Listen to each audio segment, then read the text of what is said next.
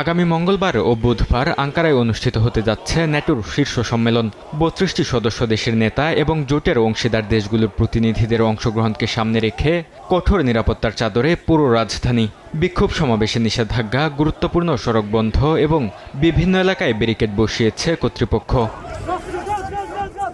এমন পরিস্থিতিতে রোববার রাজধানীর কিজিলাই স্কোয়ারে ন্যাটো বিরোধী মিছিল করে তুরস্কের কমিউনিস্ট পার্টি বা টিকেপি। এতে প্রশাসনের সদস্যসহ শতাধিক কর্মীকে আটক করা হয় বলে দাবি করে দলটি। বিক্ষোভকারীরা ন্যাটোকে কটূক্তি করে বিভিন্ন স্লোগান দেন। এ সময় পুলিশ টিয়ার গ্যাস ছুড়ে মিছিল ছত্রভঙ্গ করে দেয়।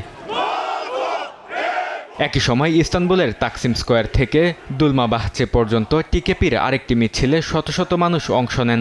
এছাড়া কাদিকয় এলাকায় বামপন্থী সংগঠনগুলোর পৃথক দুটি বিক্ষোভ অনুষ্ঠিত হয়, যেখানে বিপুল পুলিশ মোতায়েন থাকলেও কোনো সংঘর্ষের ঘটনা ঘটেনি। ন্যাটোর বিরুদ্ধে তুরস্ক জুড়ে প্রতিবাদ গড়ে তোলার প্রতিশ্রুতি বাস্তবায়ন করার কথা জানান টিকেপির মহাসচিব। এদিকে ন্যাটো সম্মেলনের অজুহাতে দেশটিকে কার্যত আটক কেন্দ্রে পরিণত করা হয়েছে বলে অভিযোগ কুর্দিপন্থী ডিইএম পার্টির। প্রধান বিরোধী সিএইচপিও এসব আটককে মৌলিক অধিকার খর্ব হয়েছে বলে মনে করছে। এর আগে সন্ত্রাস বিরোধী অভিযানের অংশ হিসেবে আঙ্কারায় ১০৩ জন এবং দেশজুড়ে সাংবাদিক, শিক্ষাবিদ ও অধিকার কর্মী সহ বেশ কয়েকজনকে আটক করা হয় বলে জানিয়েছে স্থানীয় গণমাধ্যম। বরকতুল্লাহ, সময় সংবাদ।